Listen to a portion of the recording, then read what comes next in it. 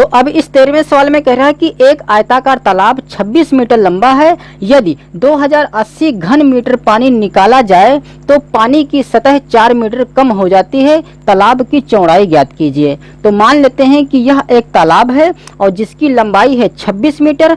तो यह हो जाएगा यहाँ से यहाँ तक 26 मीटर। तो इस तालाब की जो लंबाई है वह है 26 मीटर और कह रहा है कि यदि इसमें से 2080 घन मीटर पानी निकाल लिया जाए तो जो सतह है वह 4 मीटर कम हो जाती है। ठीक है, तो मान लेते हैं कि 2080 घन मीटर पानी निकालने पर जो पानी की सतह कम हुई है वह इतनी हुई है। मतलब यहाँ से यहाँ तक की जो दूरी है वह है 4 मीटर। मतलब हमारे पास आयतन दिया हुआ है, ऊंचाई दी हुई है और लंबाई दी हुई है। ठीक है, तो हमें यह पता करना है कि यहाँ से यहाँ तक चौड़ाई कितनी है इस तालाब की। ठीक है, या हम कह सकते हैं कि यहाँ से यहाँ तक चौड़ाई कितनी है। तो मान लेते हैं कि यहाँ से यहाँ तक की जो चौड़ाई है वह है 20 मीटर। तो यहाँ पर जो जो दिया है पहले तो वह लिख लें। तो यहाँ पर तालाब की जो लंबाई दी हुई है वह है 26 मीटर। तो लंबाई को हम L से भी प्रदर्शित करते हैं। तो यहाँ पर L लिख सकते हैं, L बराबर 26 मीटर। और कम हुए पानी की सतह की जो ऊंचाई है वह है 4 मीटर और ऊंचाई को हम H से प्रदर्शित करते हैं। मतलब H हमारे पास है 4 मीटर। तो मान लेते हैं कि तालाब की जो चौड़ाई है वह है 20 मीटर बराबर 20 मीटर। तब पानी का आयतन बराबर, देखिए हमारे पास पानी का आयतन दिया है 2080 घन मीटर। तो घन मीटर को हम मीटर क्यूब भी लिख सकते हैं। ठीक है, अब जो यह आयताकार तालाब है मतलब घनाकार जो यह तालाब है इसमें से निकाले गए पानी का आयतन यदि हम पता करें तो हम यह सूत्र लगाएंगे, लंबाई गुणे चौड़ाई गुणे ऊंचाई, या हम लिख सकते हैं LBH। ठीक है, इस प्रकार से भी लिख सकते हैं बराबर 2080। अब हमारे पास L का मान है 26 और गुणे B हमें ज्ञात करना है और H का मान है 4 बराबर 2080। ठीक है, अब चूंकि हमें B का मान ज्ञात करना है इसलिए B बराबर क्या हो जाएगा 2080 और जो है 26 है बटे में आ जाएगा क्योंकि गुणे में इधर है और गुणे में 4 है तो यह भी बटे में ही आ जाएगा। अब इसे काट लें तो 4 अक्कम 4, 4 पंचे 20, 4 दूनी 8, 4 जीरो 0। ठीक है, अब यह भी 26 से काट लें, 26 अक्कम 26, 26 दूनी 52 और 1 0। तो B का मान आ गया 20, वो भी मीटर। ठीक है, और यही हो जाएगा हमारा आंसर। अब इस 14वें सवाल में कह रहा है कि एक हौज 4 मीटर लंबा और 2.5 मीटर चौड़ा है, उसमें 15 लीटर पानी आता है। यदि 1 लीटर पानी 1 घन डेसीमीटर स्थान घेरता है तो हौज की गहराई ज्ञात कीजिए। तो मान लेते हैं कि यह एक हौज है और जिसकी लंबाई है 4 मीटर। मतलब यहाँ से यहाँ तक है 4 मीटर और फिर कह रहा है कि और 2.5 मीटर चौड़ा है। तो चौड़ाई इसकी यह है, मतलब यहाँ से यहाँ तक की जो दूरी है वह है 2.5 मीटर। और जो यह हौज है इस हौज में 15 लीटर पानी आता है। तो कह रहा है कि इस हौज की गहराई ज्ञात कीजिए। मतलब हमें यहाँ से यहाँ तक की दूरी फाइंड करनी है। तो मान लेते हैं कि यहाँ से यहाँ तक H मीटर है, मतलब हमें H फाइंड करना है। तो देखिए क्योंकि आयतन का सूत्र होता है लंबाई गुणे चौड़ाई गुणे ऊंचाई। ठीक है, यह होता है आयतन के बराबर। तो देखिए इस फार्मूले में 4 चीजें हैं, एक है आयतन, एक है लंबाई, एक है चौड़ाई और एक है ऊंचाई। तो यहाँ से यदि कोई एक चीज मिस है तो हम उस मिस हुई चीज को ज्ञात कर सकते हैं यदि बाकियों के मान हमारे पास हैं तो यहाँ पर देखिए H मिस है बट हमारे पास B भी है और L भी है और आयतन भी हमारे पास है। क्योंकि यहाँ पर कहा जा रहा है कि इस हौज में 15 लीटर पानी आता है और यहाँ पर दिया है कि 1 लीटर जो पानी है वह 1 घन डेसीमीटर स्थान घेरता है। ठीक है, तो यहाँ से हम आयतन पता कर सकते हैं। तो यहाँ पर जो दिया है पहले वह लिख लें। तो यहाँ पर हौज की जो लंबाई है वह दी हुई है जो कि है 4 मीटर और हौज की चौड़ाई भी दे रखा है जो कि है 2.5 मीटर और इसकी ऊंचाई फाइंड करना है। इसलिए माना कि हौज की ऊंचाई बराबर H मीटर। तो अब हम पहले आयतन पता कर लें, फिर आयतन वाला सूत्र लगाकर H का मान ज्ञात कर लेंगे। तो आयतन कैसे पता करेंगे, क्योंकि 1 लीटर पानी 1 घन डेसीमीटर के बराबर है। तो यहाँ पर लिखें चूंकि डेसीमीटर का क्यूब। ठीक, इस घन को हम क्यूब लिख सकते हैं। तो चूंकि 1 लीटर 1 डेसीमीटर क्यूब के बराबर है, तो 5 लीटर 5 डेसीमीटर क्यूब के बराबर हो जाएगा। 10 लीटर 10 डेसीमीटर क्यूब के बराबर हो जाएगा। तो यहाँ पर जो 15,000 लीटर हैं, तो इसलिए 15,000 लीटर में कितने डेसीमीटर हो जाएंगे? 15,000 ही, क्योंकि 1 लीटर 1,000 डेसीमीटर क्यूब के बराबर है, इसलिए 15,000 लीटर 15,000 डेसीमीटर क्यूब के बराबर हो जाएगा। अब यहाँ पर देखिए जितनी भी हमारे पास यूनिटियां दी हुई हैं वह सब मीटर में है। ठीक है, यहाँ पर लंबाई भी मीटर में है, चौड़ाई भी मीटर में है और ऊंचाई को भी हमने मीटर में ही माना है। इसलिए जो यहाँ पर यह आयतन आया है 15,000 डेसीमीटर क्यूब, इस डेसीमीटर क्यूब को भी हम मीटर ही बना लें। तो चूंकि 1 मीटर जो होता है वह 10 डेसीमीटर के बराबर होता है। तो फिजिक्स के पहले चैप्टर में हमने सीखा था कि जब हम छोटी इकाई से बड़ी इकाई बनाते हैं तो भाग कराते हैं। ठीक है, तो चूंकि यहाँ पर जो डेसीमीटर है यह छोटी इकाई है और मीटर बड़ी इकाई है, इसलिए हम क्या करेंगे? भाग कराएंगे। कितने से भाग कराएंगे? 10 से भाग कराएंगे।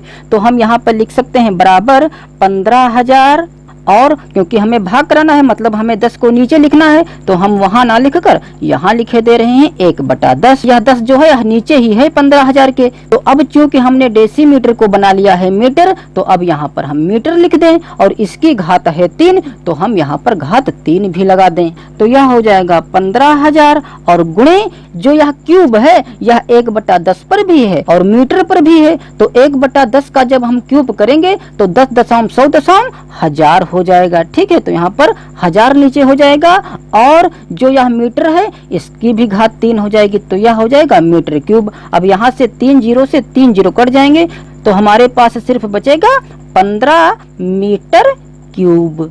ठीक है, जो कि यही हो जाएगा इस हौज का आयतन। देखिए लीटर से यदि हमें मीटर बनाना हो, ठीक है, तो हम जो यह प्रक्रिया किए हैं यह नहीं करते, तब भी हम क्या करते, क्योंकि एक जो मीटर क्यूब होता है वह 1000 लीटर के बराबर होता है। ठीक है, तो चूंकि यहाँ पर 15,000 लीटर है, इसलिए जब हम इसमें 1000 से भाग कराते तब भी 15 ही आ जाता। ठीक है, बट सवाल में डेसीमीटर की बात की गई थी, इसीलिए यहाँ पर डेसीमीटर का उपयोग करते हुए इसे हल किया गया है। अब चूंकि हमारे पास आयतन भी आ गया है, चौड़ाई भी है, लंबाई भी है, इसलिए हम ऊंचाई पता कर सकते हैं। तो यहाँ पर लिखें, इसलिए हौज का आयतन बराबर, तो हौज का आयतन यही हो गया 15 मीटर क्यूब। ठीक है, तो यहाँ पर लिख दें बराबर 15। अब हम जब हौज के आयतन का सूत्र लगाएंगे तो क्या लिखेंगे? लंबाई गुणे चौड़ाई गुणे ऊंचाई। तो लंबाई यहाँ पर है 4, तो 4 गुणे चौड़ाई है 2.5, तो 2.5 और गुणे ऊंचाई को माना है h, तो h और बराबर में 15। अब चूंकि हमें h चाहिए इसलिए h को इधर रखकर इस 4 और 2.5 को इधर ले आए। तो 4 और 2.5 चूंकि गुणे में है, इधर आएंगे तो बटे में हो जाएंगे। तो डेसिमल जब यह कटेगा तो ऊपर एक जीरो बढ़ जाएगा और 25 कम 25, 25 छक्का 150, 2 तिहाई 6, 2 दूनी 4, तो यह आ जाएगा 3/2। तो यह आ गया h का मान जो कि है 3/2 और 3/2 को हम 1.5 भी लिख सकते हैं, मतलब h का मान आ गया 1.5 मीटर और यही हो जाएगा हमारा आंसर। अब इस 15वें सवाल में कह रहा है कि धातु का एक घन जिसका किनारा 12 सेंटीमीटर है गलाकर 3 छोटे घनों में बदल दिया गया है। 2 छोटे घनों के किनारे 6 सेंटीमीटर तथा 8 सेंटीमीटर हो तो तीसरे छोटे घन का किनारा ज्ञात करो। ठीक है, तो घन तो हम जानते ही हैं कि घन क्या होता है, जिसकी लंबाई चौड़ाई और ऊंचाई बराबर हो उसे घन कहते हैं। तो चूंकि यहाँ पर कहा गया है कि 12 सेंटीमीटर किनारा का कोई एक घन है, तो इसी को मान लेते हैं कि यह घन है जिसका किनारा 12 सेंटीमीटर का है, मतलब लंबाई चौड़ाई और ऊंचाई सब कुछ 12-12 सेंटीमीटर का है। ठीक है, और फिर कह रहा है को गलाकर 3 छोटे घनों में बदल दिया गया है। तो 2 छोटे घनों के किनारे दिए हुए हैं 6 सेंटीमीटर 8 सेंटीमीटर। ठीक है, तो मान लेते हैं कि यह 8 सेंटीमीटर का घन है जिसकी लंबाई चौड़ाई और ऊंचाई सब 8 है, और दूसरा घन है 6 सेंटीमीटर का। ठीक है, तो मान लेते हैं कि इसकी भी लंबाई चौड़ाई और ऊंचाई 6 सेंटीमीटर है। और फिर कह रहा है तो तीसरे छोटे घन का किनारा ज्ञात कीजिए, मतलब 2 छोटे घनों की माप तो दे रखी है बट तीसरे छोटे घन की माप नहीं दे रखी है जिसे हमें फाइंड करना है। ठीक है, तो मान लेते हैं कि इसकी जो माप है वह x सेंटीमीटर है। ठीक है, मतलब हमें x का मान ज्ञात करना है। तो देखिए चूंकि इस घन को गलाकर ये 3 छोटे घन बनाए गए हैं, मतलब जो इस बड़े वाले घन का आयतन होगा वह इन तीन छोटे घनों के आयतनों के योग के बराबर होगा। ठीक है, क्योंकि इसी को गलाकर तो ये तीन घन बनाए गए हैं। मतलब इस वाले घन का आयतन और इस वाले घन का आयतन और इस वाले घन का आयतन यदि हम जोड़ दें तो इस बड़े वाले घन के आयतन के बराबर हो जाएगा। ठीक है, तो इसी चीज का हम यहाँ पर प्रयोग करेंगे। तो अब हम क्या करें, इन तीनों घनों के आयतनों को हम जोड़कर इसके आयतन के बराबर कर दें। तो यहाँ हम ऐसा क्यों करने जा रहे हैं, तो उससे पहले हम यहाँ पर बता दें कि हम क्यों करने जा रहे हैं। तो यहाँ पर लिख दें, चूंकि बड़े घन को पिघलाकर तीन छोटे घन बना दिए गए हैं। तो यहाँ पर बता दिया गया है क्योंकि बड़े घन को पिघलाकर तीन छोटे घन बनाए गए हैं, इसलिए तीन छोटे घनों का आयतन बराबर बड़े घन का आयतन। तो यहाँ पर हम तीनों घनों का आयतन रख दें और साथ में जोड़ते भी रहें। ठीक है, तो देखिए जब हम इस घन का आयतन निकालेंगे तो हम जानते हैं चूंकि यह घन है और घन का आयतन क्या होता है, भुजा क्यूब। ठीक है, तो भुजा यहाँ पर हमारे पास कितनी है, 8, किनारा ही भुजा कहलाती है, तो 8 का क्यूब कर देंगे। अब इस घन का आयतन निकाल कर यहाँ पर जोड़ दें तो प्लस 6 क्यूब, फिर प्लस अब इसका आयतन हम इसमें जोड़ दें। तो चूंकि यहाँ पर जो भुजा है वह है x, इसलिए यहाँ पर हो जाएगा x क्यूब और बराबर इधर जो बड़े घन का आयतन है वह हो जाएगा 12 का क्यूब। ठीक है, अब जब हम 8 को 3 बार गुणा कराएंगे तो 8 अठाई 64 और 64 अट्ठी 512, तो यहाँ पर 512 प्लस 6 को 3 बार गुणा कराएंगे तो 6 छाक 36 छक्का 216 और प्लस x क्यूब बराबर 12 को 3 बार गुणा कराएंगे 12 बरवैयम 144, 144 बरवैयम 1728, तो यहाँ पर हम लिख सकते हैं 1728। ठीक है, अब चूंकि हमें x का मान ज्ञात करना है इसलिए x क्यूब इधर ही रखें बराबर 1728। अब जो यहाँ 512 और 216 है इसको हम जोड़कर इधर ले आए, तो 512 में जब हम 216 जोड़ेंगे तो यह आ जाएगा 728। ठीक है, तो इस 728 को इधर ले आए तो बन जाएगा माइनस का 728। अब 1728 में से 728 घटाएंगे तो बचेगा 1000 और इधर है x क्यूब, तो हमें सिर्फ चाहिए x, तो x बराबर क्या हो जाएगा, इसका घनमूल हो जाएगा 1000 का। ठीक है, तो यहाँ पर क्यूब लगा दें, जब यह क्यूब उठकर इधर आएगा तो इधर घनमूल बन जाएगा। अब 1000 का जब हम घनमूल ज्ञात करेंगे तो यह आएगा 10, क्योंकि 1000 को हम 10 गुणे 10 गुणे 10 लिख सकते हैं, तो x बराबर आ गया 10 सेंटीमीटर। ठीक है, जो कि है इस तीसरे घन की भुजा या किनारा। तो यहाँ पर लिख भी सकते हैं कि अतः तीसरे छोटे घन का किनारा बराबर 10 सेंटीमीटर, और यही हो जाएगा हमारा आंसर।